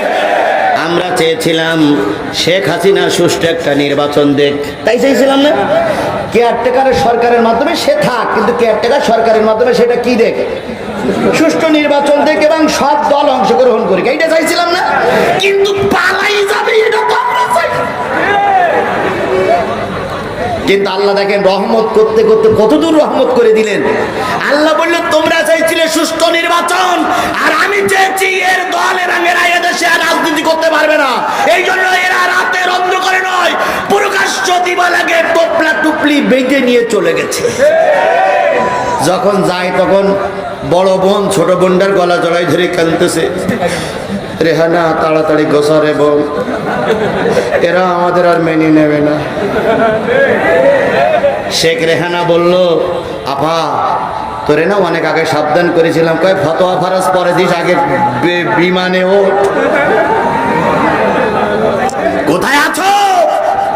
আজকে শিক্ষা নাও। আল্লাহ কখনো অহংকারীদের সহ্য করে না। কথা বলে ঠিক না ঠিক? আল্লাহ নিজেই বলেছে অহংকার আমার গায়ের চাদর, যে আমার চাদর ধরে টানাটানি করবে আজ হোক কাল হোক পৃথিবীতে তাকে লাঞ্ছিত হতেই হবে, হতেই হবে, হতেই হবে। প্রায় ওই তথ্যমন্ত্রী, কি নাম? না, এখন পররাষ্ট্রমন্ত্রী। না, পররাষ্ট্রমন্ত্রী এখন হাসান মাহমুদ।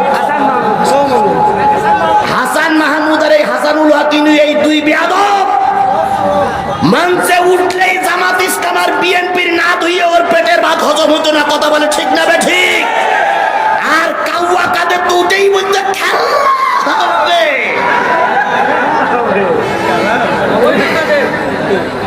আজকে আমরা তোমাদেরকে বলতে চাই, তোমাদের শিক্ষা এর থেকেও যদি না হয় তাহলে এরপরে জনগণ জুতা পিটা করে আর এক দফা শিক্ষা দেবে। এই জন্য বন্ধুগণ বলতে চাচ্ছিলাম, আল্লাহ বলতেছে তোমরা যদি আল্লাহর ভয় করো, রসুলের তরিকা মেনে চলো, আল্লাহর কাছে সাহায্য চাও, তোমরা যা চেয়েছো তার চাইতে কিফলাইনে ডবল পাবা, বেশি পাবা। আল্লাহর শুকরিয়া, তাই আমরা পেয়েছি। কথা বলেন ঠিক না বেঠিক? আমরা চাইনি এত তাড়াতাড়ি ডাইনি বুড়ির বিদায় হবে, কিন্তু আল্লাহ পাক আমাদের বিদায় দিয়ে রহমত করে দিয়েছে। পরবর্তী কথায় চলে জানি, উত্তিকুম ওয়াইয়াজআল লাকুম নূরান তামশুনা বিহি। আল্লাহ রাব্বুল আলামিন এমন নূর তোমাদের দেবেন যে তোমাদের সঠিক পথ পরিচালিত করবে। বলুন তো, আল্লাহ রসুলের আরেকটা নাম হচ্ছে নূর। রসুলের একটা নাম কি? কোন জায়গায় আছে? কদ জাআকুম মিনাল্লাহি নূরু ওয়া কিতাবুম মুবিন।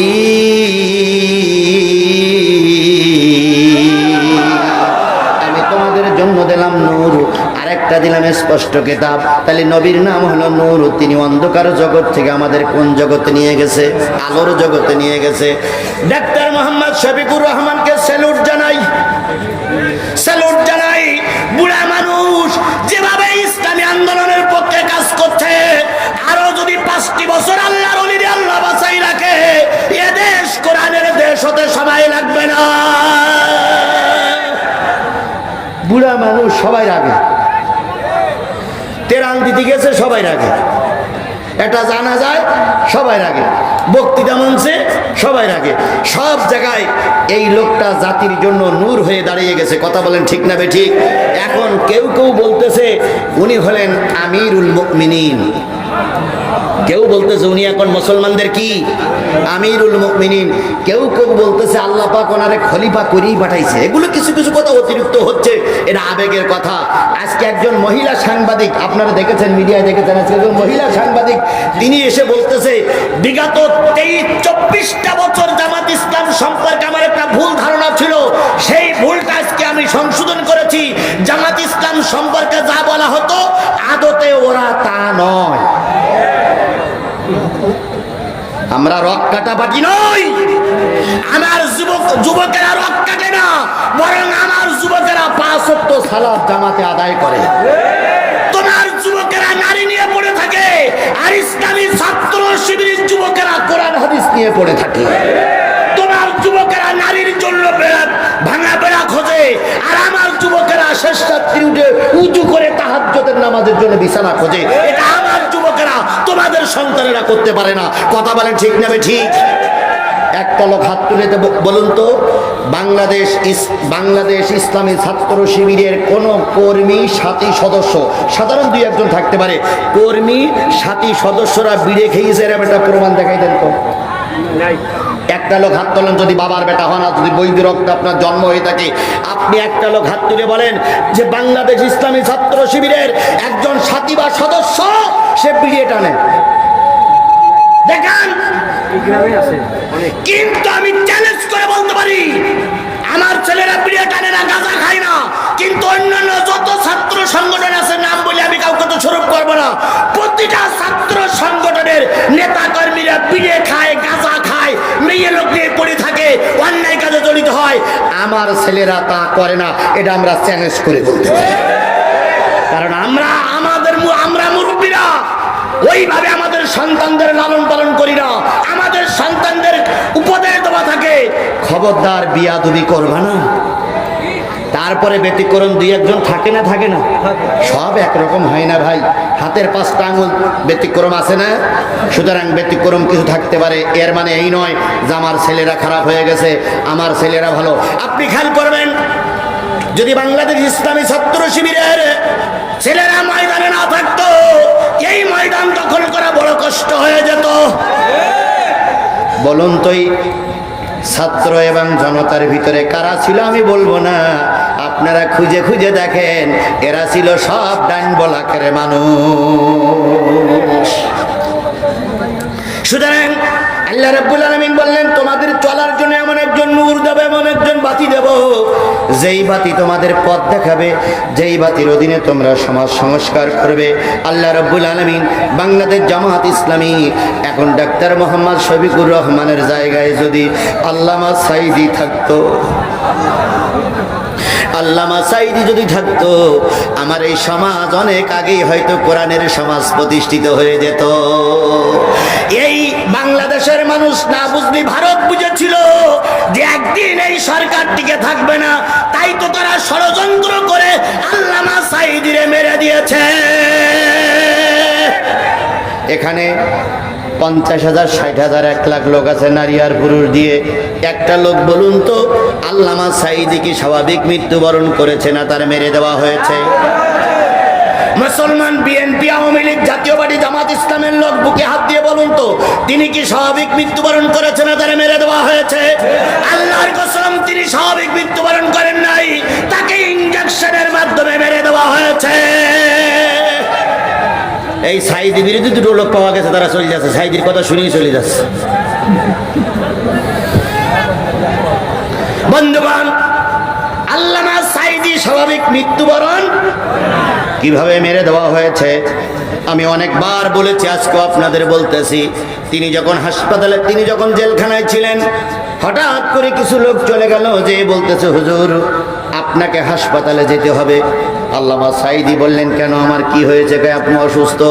আল্লামা সাঈদী বলেন, আমি অসুস্থ আমি জানি না, তোমরা জানলে কি করি?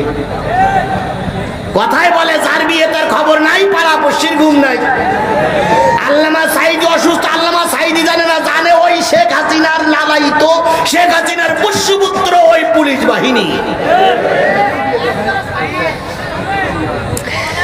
আল্লামা সাঈদী বলেন, আমি অসুস্থ নই। কয় হুজুর কোনো কথা নেই, আপনাকে হাসপাতালে যেতেই হবে। আল্লামা সাঈদী বললেন, যদি যেতেই হয় আমার প্রাইভেট ডাক্তার আছে, সে আমাদের সঙ্গে থাকবে। কয় না। আমার সন্তান আমাদের সঙ্গে থাকবে। কয় তাও না। কাউকে তিনি জায়গা দিলেন না, হাসপাতালে নিয়ে যাওয়া হলো। বন্ধুগণ ভালো করে খেয়াল করেন, তিনি যখন অ্যাম্বুলেন্স থেকে নামলেন, সেই তথাকথিত একরকম উঁচু টুপি, লাল দাড়ি, লাল গোবের ভিতর দিয়ে তিনি যখন মিসকে হাসিটা দিয়ে জাতিরে সালাম দিলেন, মনে হয়েছিল আল্লাহর জান্নাতে কোনো মানুষ গাড়ির থেকে নেমে সালাম দিচ্ছে। এখনো সেই ছবিটা অনেকেরই মোবাইলে ধারণ করা আছে। আল্লামা সাঈদীর অবস্থা দেখে কি মনে হয়েছিল তিনি অসুস্থ? জোরে বলেন, মনে হয়েছিল তিনি অসুস্থ? না না, তিনি অসুস্থ ছিলেন না। তারপরে তাকে হাসপাতালে নিয়ে যাওয়া হলো। এরপরে তার চিকিৎসা চলছিল, ঘুমের ওষুধ খাওয়াই তাকে ঘুম পড়াই রাখা হলো। কিছুক্ষণ পরে 2-3জন ডাক্তার আসলেন। বাইরে একজন ডাক্তারের কাছে ছোট্ট একটা শিশি, আর তার কাছে ছিল একটা চ্যালেঞ্জ। ওই নিয়ে এসে আল্লামা সাঈদীর মাথার কাছে দাঁড়িয়ে সবাইকে বের করে দিল, আপনারা চলে যান। সবাই চলে গেল। একজন নার্স দরজার আড়ালে দেখে দাঁড়াই দাঁড়াই দেখতেছিলেন আল্লামা সাঈদীর সঙ্গে কি আচরণ করা হয়। ওই বোতলটার ভিতর থেকে ইনজেকশনে ওষুধ দেওয়া হলো। আল্লামা সাঈদীর জামাটা উঁচু করে নাভিতে যখন ইনজেকশন পুশ করা হয়, ওই নার্স বলেছেন, আমি মাথা উঁচু করে দেখলাম আল্লামা সাঈদী একবারে মাথা উঁচু করলেন। মাথা উঁচু করে আল্লাহু আকবার বলে একটা শব্দ করলেন। ওই শব্দের পরে আর কোনো শব্দ আল্লামা সাঈদী করতে পারেন নাই। তাতে করে বুঝলাম আল্লামা সাঈদী স্বাভাবিক হার্ট স্ট্রোকে মারা যায় নাই, তাকে অবশ্যই পুশ করে মেরে দেওয়া হয়েছে। সুতরাং আজকে যদি বলেন যারা সাঈদীকে মেরে দিল তাদেরকে মাফ করে দিলাম, না না না, এটা হতে পারে না। আল্লামা সাঈদীর যারা মেরেছে তাদের বিচার জনগণ দেখতে চায়। এদের ক্ষমা করলে জাতি খেপে যাবে। মাপ নাই, মাপ নাই, মুস্তাফা জামানের মাপ নাই, মাপ নাই, মাপ নাই, মুস্তাফা জামানের মাপ নাই, মাপ আমার ভাইরা, আপনারা কষ্ট পাচ্ছেন?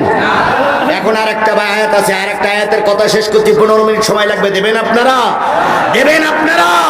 কারা কারা রাজি আছেন? আবার একটু হাত তুলে আল্লাহরে দেখান তো। আল্লামা সাইদি তুমি মরুনি, শহীদ হয়েছ তুমি এটাই জানি। আল্লামা সাইদি তুমি মরুনি, শহীদ হয়েছ তুমি এটাই জানি। কারাগারে কাটালে 13টি বছর, বাতিল খেপেছে তোমার দিকে থর থর। তুমি যে ছিলে মোদের নয়নের মনি, শহীদ হয়েছ তুমি এটাই জানি। শহীদ হয়েছ তুমি এটাই জানি। আল্লামা সাইদি তুমি মরুনি, আল্লামা সাইদি তুমি মরুনি, শহীদ হয়েছ তুমি এটাই জানি।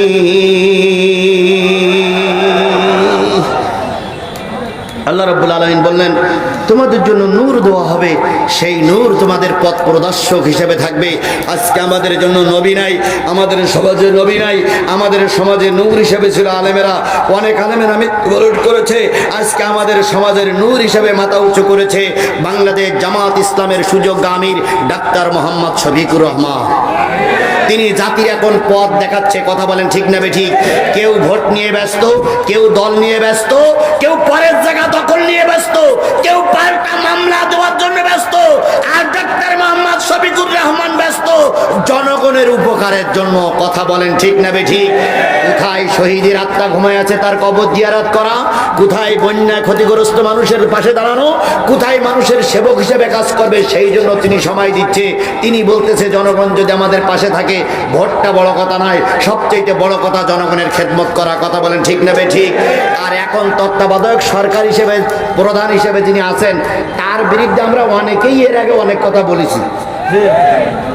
কেউ বলেছে বেনামাজি, কেউ বলেছে সুদখোর, অনেক কিছু বলেছে। কিন্তু ইনি আসার পরের থেকে আর কিছু হোক আর না হোক, অন্তত এই চোর ডাকাতিরা বিদেশে যে টাকাগুলো পাচার করেছে, এই টাকাগুলো উনি যদি আরো কিছুদিন থাকতে পারে এই ডক্টর মোহাম্মদ ইউনূস, তাহলে অন্তত আর কিছু না হোক দেশের এই চোর ডাকাতির টাকাগুলো ফিরিয়ে আনা সম্ভব। একজন দলীয় সরকার আনতে পারবে না, কিন্তু ইনি আনতে পারবে, কারণ আমেরিকা এনাকে স্যালুট দেয়, বিশ্ব ব্যাংক এনাকে স্যালুট দেয়। কথা বলেন ঠিক না ঠিক? বিশ্ব ব্যাংকের আমন্ত্রণে মনে হয় খুব তাড়াতাড়ি তিনি বিদেশ সফর করবেন। এই জন্য ডক্টর মোহাম্মদ ইউনূসকে আমরা একদিক থেকে স্যালুট জানাই। তিনি এসেই বলেছেন ভারতের সঙ্গে বোঝাপড়া হবে, সীমান্ত এলাকায় ওই কাগজ কলমে বোঝাপড়া হবে না।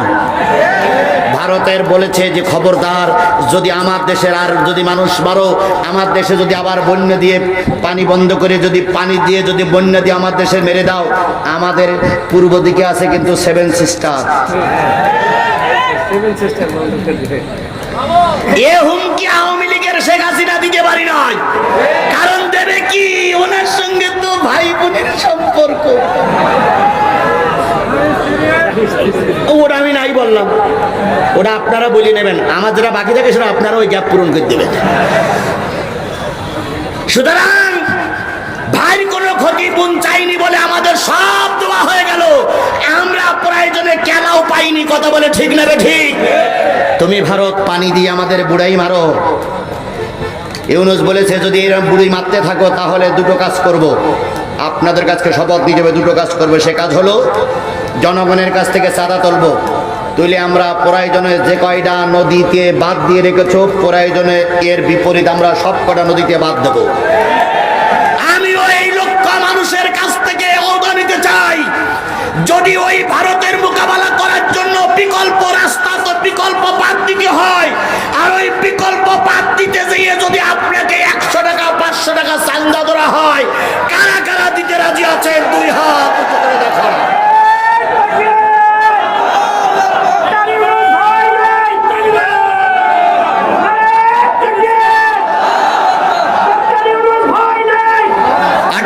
মানুষ আছে তোমার সয়। কথা বলেন ঠিক না ঠিক?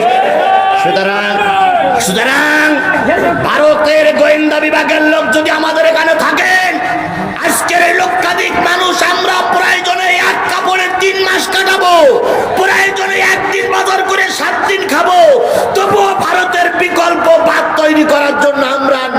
থাকলে প্রস্তুত আছি। কিসের ভয় দেখাও তুমি আমাদের? ও পাশে আছে পাকিস্তান। কিসের ভয় দেখাও? ও পাশে আছে আফগানিস্তান। কিসের ভয় দেখাও? ওই পাশে আছে কাশ্মীর। কিসের ভয় দেখাও? আছে এ পাশে আছে বাংলাদেশ। যদি সব মুসলমানগুলো এক বাক্যে নারাই তাকবীর স্লোগান দিয়ে রাস্তায় নামে, ভারতের মোদি, তুমি ধুতির গিরে দেওয়ার সময় বাবা না, মোদির বাচ্চা মোদি।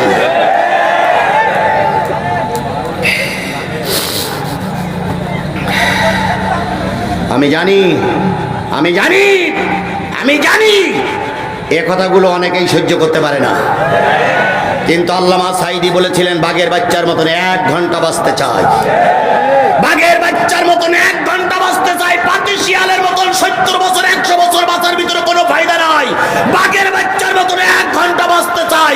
আল্লামা সাঈদী নাই, কিন্তু সাঈদীর কথাগুলো এখনো রেকর্ড বাঁচতেছে, বাঁচতেছে, বাঁচতেছে। আমরাও বাঘের বাচ্চার মতন বাঁচতে চাই। কথা বলেন ঠিক নেবে ঠিক? ভারত, তুমি আমাদের কি করবা? মাঝে মাঝে একটু পানি ছাড়বা।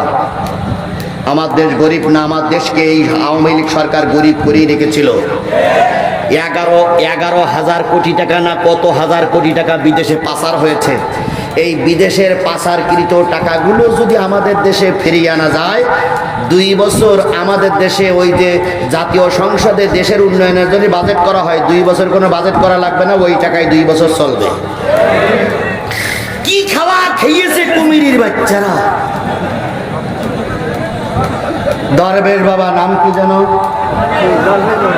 হ্যাঁ, ওরে বাবারে, দেখলি মনে হইতো ফেরেশতা জিবরাইল আর 2 জন ভাইরা ভাই।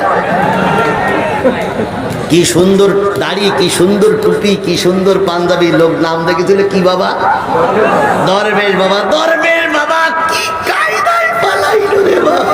ভুল আছে বলে দরবেশ বাবা আর আমাদের আইন মন্ত্রী 2 জন নৌকায় চড়ে পালাই যাচ্ছে। 2 জনের হাতে আবার তসবিহ। সুবহানাল্লাহ, সুবহানাল্লাহ, সুবহানাল্লাহ, সুবহানাল্লাহ, সুবহানাল্লাহ। ওরে তসবিহ জোর রে ভাই। এখন দরবেশ বাবা তো টুপিও পাল্টাইছে, এটা গেঞ্জি গাইতেছে, আর একটা আমানত শাহ লুঙ্গি পরিছে। আমানত শাহ লুঙ্গি। আর আইন মন্ত্রী উনি একটা তসবিহ নিয়ে সুবহানাল্লাহ, সুবহানাল্লাহ, সুবহানাল্লাহ, সুবহানাল্লাহ পড়তেছে, ছোট ডিঙিতে ধরে যাচ্ছে। এখন সাধারণ লোক বলতেছে, ভাই এই 2 জন লোকের এই সামনের লোকটা চেনা চেনা মনে হয়। একজন বলছে, হ্যাঁ টিভিতে দেখেছি, এই লোকের টিভিতে দেখেছি। ও লোক তখন আরো সুবহানাল্লাহ, সুবহানাল্লাহ, সুবহানাল্লাহ, সুবহানাল্লাহ। ফান্দে পড়িয়া বগা কান্দে রে,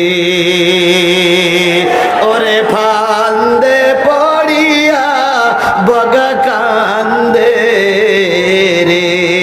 বগার এখন চৈত্র মাস। কি কি কি বলেন বলেন বলেন?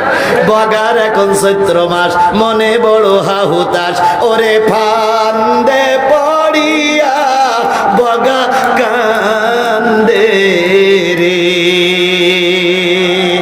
এখন তসবিহ ধরেছ কেন? আইন মন্ত্রী বলেছিল জামাত ইসলামের নাম শুনলে আমার ঘেন্না লাগে।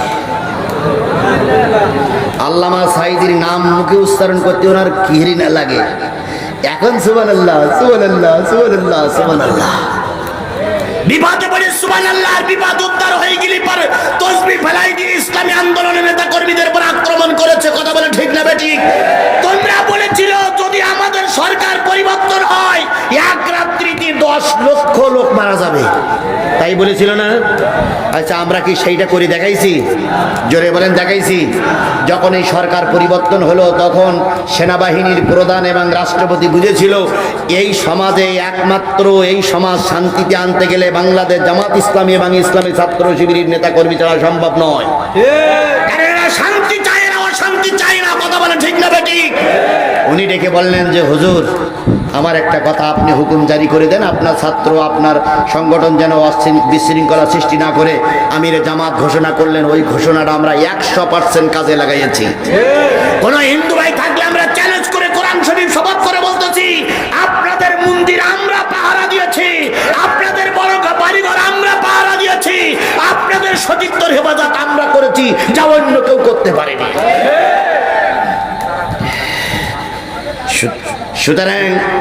সুতরাং আল্লাহ আমাদের পথ প্রদর্শক হিসেবে যাকে নিযুক্ত করেছেন, মানুষ ভুল ভ্রান্তির ঊর্ধ্বে নয়, কথা বলেন ঠিক নেবে ঠিক, সংশোধন করে আমরা তার নেতৃত্বে দেশে যেন প্রাণের রাজ কায়েম করতে পারি। আল্লাহ তৌফিক দান করুন। আল্লাহ রাব্বুল আলামিন বললেন, ইয়াগফিরি লাকুম, তোমাদের জীবনের সব গুনাহগুলো আল্লাহ মাফ করে দিবেন। আল্লাহু গফুরুর রহিম। এই পর্যন্ত আয়াত শেষ। লিআল্লা ইয়ালামা আহলুল কিতাব আল্লাহ ইয়াকদিরুনা আলা শাইইন মিন ফাদলিল্লাহ ওয়া আন্না ফাদলা বিয়াদিল্লাহ ইউতিহি মান ইয়াশা। আল্লাহ রাব্বুল আলামিন বলতেছে, যারা কাফের মুশরিক, যারা বেঈমান, যারা ইহুদি, তারা মনে করে আমাদের ক্ষমতাই বড়, তাই মনে করে না। আওয়ামী লীগ সরকার মনে করেছিল আমরাই সবচেয়ে বড়, আমরা কয় বছর থাকবো? না 40 বছর না, তাদের টার্গেট ছিল শেখ হাসিনা মৃত্যুর আগ পর্যন্ত ক্ষমতা ছেড়ে দেবে না। এই যে কয়েকজন লোক উঠলেন, আপনারা কি ইসলামের শত্রু না বন্ধু? আমি এখন আয়াত শেষ করিনি, এখনো মূল কথা এখনো আসিনি, এখনো অনেক কথা বাকি। আপনারা চলে যাচ্ছেন, আপনারা আসলে আওয়ামী লীগের লোক, আপনারা আসলে শেখ হাসিনার লোক। তা না হলে আমি কথা বলছি, আপনি চলে যাচ্ছেন, হোয়াট ইজ দিস? আমার মোনাজাতের আগে যদি কেউ চলে যায়, বুঝতে হবে সে কোরআন বিরোধী। আমরা কি আমার বাবার কথা বলেছি? আমি আজিজুল ইসলাম, আমার নামে 20টা মামলা, আমি চুরি করে মামলায় ঢুকিনি। আমি কোন নারী ঘটিত সব কারণে মামলায় অংশগ্রহণ করিনি। আমি কারোর জমি দখল করে মামলা খাইনি। এই শুধুমাত্র বাংলাদেশ জামাত ইসলামের পক্ষে কথা বলার কারণে আমাকে 20টা মামলা নিয়ে ঘুরে বেড়াতে হচ্ছে। ফাজলামি পাইছেন না? আর এখন কথা বললে আপনারা উল্টোটাই বোঝেন। আল্লাহ পাক আপনার হয় সহি বুঝ দান করুক, নতুবা আপনার কবল থেকে দেশটার আল্লাহ হেফাজত করুক। আপনাদের মতন কিছু দুসারানি লোক আমাদের দলে না থাকলেও দল ঠিকই চলবে, কথা বলেন ঠিক না বেঠিক? কিছু মুনাফিক ইসলামী আন্দোলনের বিরোধী শক্তি চলে গেলে ইসলামী আন্দোলনের কোনো ক্ষতি হয়নি, হবে না, হওয়া সম্ভব নয়। আল্লাহ বলেছে কিছু লোক চলে গেলে আবার নতুন করে কিছু লোক তৈরি হবে, কথা বলেন ঠিক না ঠিক? আসুন আমরা দ্বিতীয় আয়াত শেষ করি। আল্লাহ বলতেছেন, ইহুদি খ্রিস্টানরা মনে করে আমাদের এই ক্ষমতাই বড়। আল্লাহ বললেন, শোনো, তাদের ক্ষমতা যত বড় হোক, আমার রহমতের কাছে তারা কোনোদিন ধোপে টেকবে না। তাদের ক্ষমতা অনেক বড়, তারা সরকার অনেক শক্তিশালী, কিন্তু আমার রহমত যখন নাজিল হবে তাদের কোনো ক্ষমতা টিকবে না। বলুন তো, নমরুদের ক্ষমতা বেশি ছিল না কম ছিল? আরো জোরে বলেন, কম ছিল না বেশি ছিল? ফেরাউনের ক্ষমতা কম ছিল না বেশি ছিল? ফেরাউন বলেছিল আমি আল্লাহ, নমরুদ বলেছিল আমি আল্লাহ। আল্লাহ বলেছিলেন, তোমরা ক্ষমতার দাপট দেখালে আমি সাধারণ লোক দিয়ে তোমাদের মারবো না, আমি তোমাকে মারবো একটা মশা দিয়ে। আওয়ামী লীগ সরকার বলেছিল চিরকাল ক্ষমতায় থাকবে, বিএনপি জামাত আমারে নামাইতে পারবে না। আল্লাহ বলল, বিএনপি জামাতের লাগবে না, আমি সাধারণত ছোট ছোট শিশু এবং কিশোর দিয়ে তোমারে হত্যা করব। হয়েছেও তাই। কি হয়েছে তাই না? বলুন তো, আন্দোলনের সময় বর্তমান বাংলাদেশ জামাত ইসলামের সেক্রেটারি জেনারেল আমাদের খুলনার গোলাম পরোয়ার ভাই এই আন্দোলনের সময় উনি কি সামনে ছিলেন না? আচ্ছা বলুন তো, ফখরুল ভাই উনি কি এই আন্দোলনের সময় সামনে ছিল না? খালেদা জিয়া সামনে ছিল? আমিরে জামাত সামনে ছিল? কেউ ছিল না। আল্লাহ বলল, বড় শক্তির দরকার নাই, আমি যদি কারোর হঠাৎই চাই এই ছোট শক্তি দিয়েই হটাই, ছোট শক্তি দিয়েই হাঁটাই। নমরুদের শিক্ষা নাও। নমরুদ বাহাদুরি করলো, আমার সামনে কেউ দাঁড়াইতে পারবে না। আল্লাহ বললেন, নমরুদ যে অনেক অহংকার করেছো, তোরে ভালো মশা দিয়ে মারবো না, খোড়া মশা দিয়েই মারবো। আল্লাহ পাক খোড়া মশা দিয়ে মেরে দিলেন, কথা বলেন ঠিক না বেঠিক? আবাবিল বাদশাহ কি বলে, আবরা বাদশাহ, আল্লাহ নবীর জন্মের 50 দিন আগে আবরা বাদশাহ কি ধ্বংস করতে চেয়েছিল? কাবা ঘর ধ্বংস করতে চেয়েছিল। কাবা ঘর ধ্বংস যখন করতে যায়, কাবা ঘরের যারা তত্ত্বাবধায়ক ছিল, যারা সরকার ছিল, তার সরকারের প্রধান ছিল আব্দুল মুত্তালিব। আব্দুল মুত্তালিবের কাছে যেই বলে কাবা ঘর ধ্বংস করব, আব্দুল মুত্তালিব কান্নাকাটি শুরু করলো, ভাই কাবা ঘর ধ্বংস করো না, দেখবেন নরম দিলে এরা আরো পেয়ে নিয়ে বসে। যেই বক্তা মঞ্চে নরম হয়েছে, অতীতে সেই বক্তা বেশি মারি খেয়েছে, কিন্তু আমি গরম ছিলাম, আমার ধারে কাছে আসতে পারত না। মাইক কাড়া ঘটনা জানেন আপনারা? আমার কাছ থেকে মাইক কেড়ে নিতে চেয়েছিলেন আওয়ামী লীগের লিডার, ওই কক্সবাজারে। পেরেছিল, দেইনি মাইক, দেইনি। শেষ পর্যন্ত জুতো খেয়ে নামতে হলো। এরপরে আমার মঞ্চে গুলি হয়েছে। আল্লাহর কসম, আমি পিস্তলের গুলি করতে কখনো দেখিনি, সেদিন দেখেছি আমার কানের গোড়া দিয়ে গুলি চলে গেছে। পুলিশ, র্যাব, আওয়ামী লীগ, ছাত্রলীগ, যুবলীগ সব এটা মঞ্চে আক্রমণ করেছে, মঞ্চের তাজ ছিঁড়ে দিয়েছে, কোরআন শরীফ ফেলাই দিয়েছে। আমি মঞ্চের থেকে বাঘের বাচ্চার মতন চলে গেছি, বাতিলের কাছে মাথা নত করিনি। আজকেও যদি কেউ ময়দানের ঠিক মতন কথা বলো, ময়দানে থাকো, বাতিলেরা পালাইতে বাধ্য হবে। তারা জ্বলন্ত প্রমাণ। শেখ হাসিনা, কথা বলেন ঠিক নেবে ঠিক? এরা বিরায় গর্ব করে বলতো আমরা পালাই না। এখন আপনারা গেলেন কই? কারণ আপনারা বিরাট ক্ষমতায় ছিলেন, কিন্তু এখন আর ক্ষমতায় নেই, আপনারা পালাইছেন। মাগো মা হাসিনা, দোহাই লাগিয়ার জ্বালাসিনা, জ্বালাই জ্বালাই জইলা গেল আমাদের জীবনটা, তুই তোমা গই সুখেই ছিলে পাইয়া দেশের ক্ষমতা।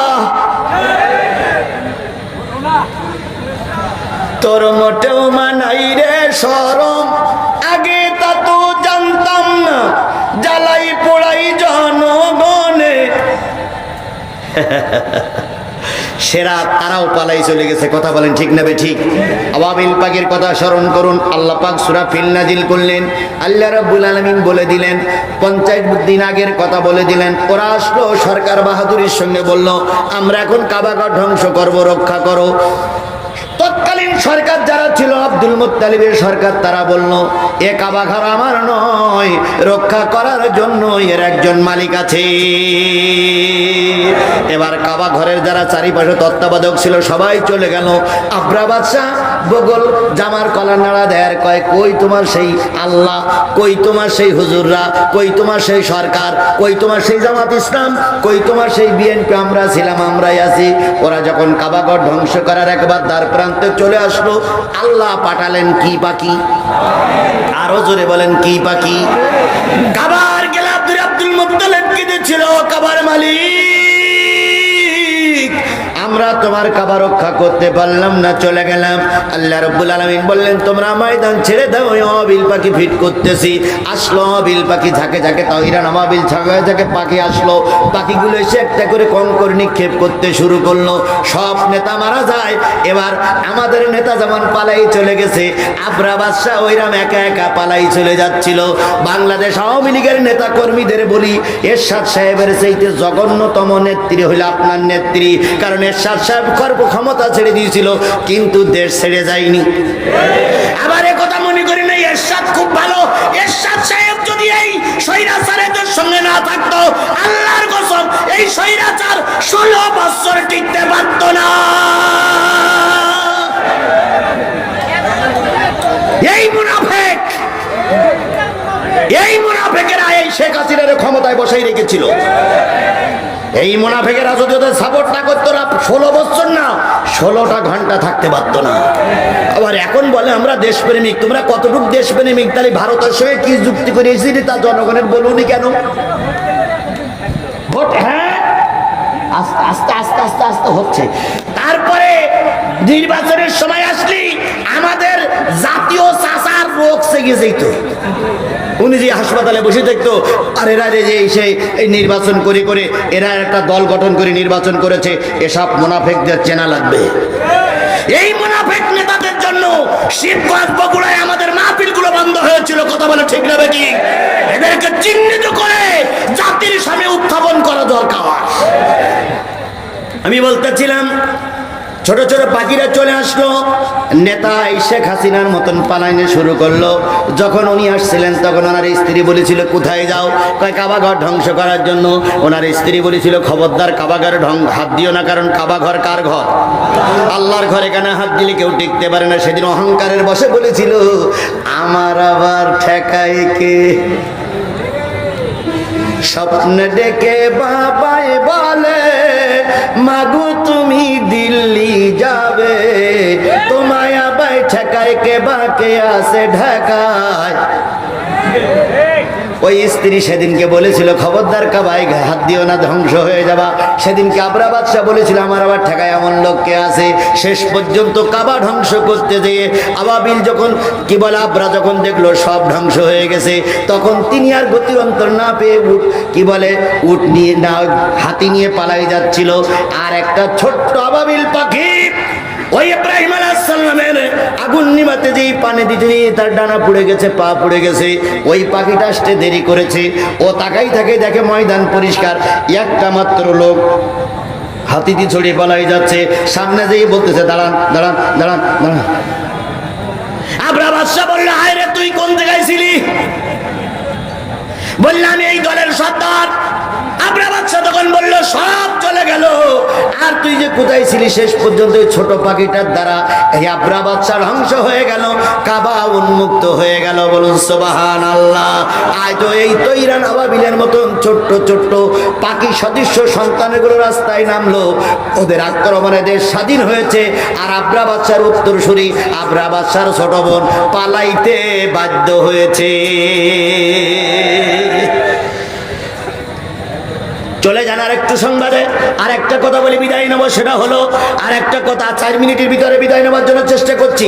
আর একটা কথা বলি, সেটা হলো বলুন তো সিলেটের একজন বাদশা ছিল, নাম ছিল কি? গৌর গোবিন্দ। গৌর গোবিন্দর বিরাট ক্ষমতা ছিল। গৌর গোবিন্দর মোকাবেলা করার জন্য একজন হুজুর এসেছিল, নাম কি? আরো জোরে বলেন নাম কি? শাহজালাল। তিনি যখন এসেছিলেন তখন গৌর গোবিন্দ সংবাদ পেল শাহজালাল আসতেছে। গৌর গোবিন্দ রাস্তাঘাট বন্ধ করে দিল, হরতাল নিজেই ডেকে দিল। এরপরে শাহজালাল আসলেন। শাহজালাল এসে যখন গৌর গোবিন্দের বিরুদ্ধে অ্যাকশনে নামলেন, শাহজালাল পালিয়ে এই শেখ হাসিনার মতন গৌর গোবিন্দ পালিয়ে যেতে বাধ্য হয়েছিল। কথা বলেন ঠিক না বেঠিক? সুতরাং অতীতে জালেমেরা ছিল, এখনো এই অতীতে জালেমেরা ছিল, এখনো কিয়ামত পর্যন্তই জালেমেরা থাকবে। আবার শাহজালালের উত্তরসূরিরাও থাকবে। সুতরাং শাহজালালের উত্তরসূরিদের আজকে শপথ নিতে হবে, যদি আবার কখনো গৌর গোবিন্দরা মাথা উঁচু করে, আমরা শাহজালালের উত্তরসূরিরা ময়দানে থাকবো। কারা কারা ময়দানে থাকতে রাজি আছেন? 2 হাত উঁচু করে দেখা।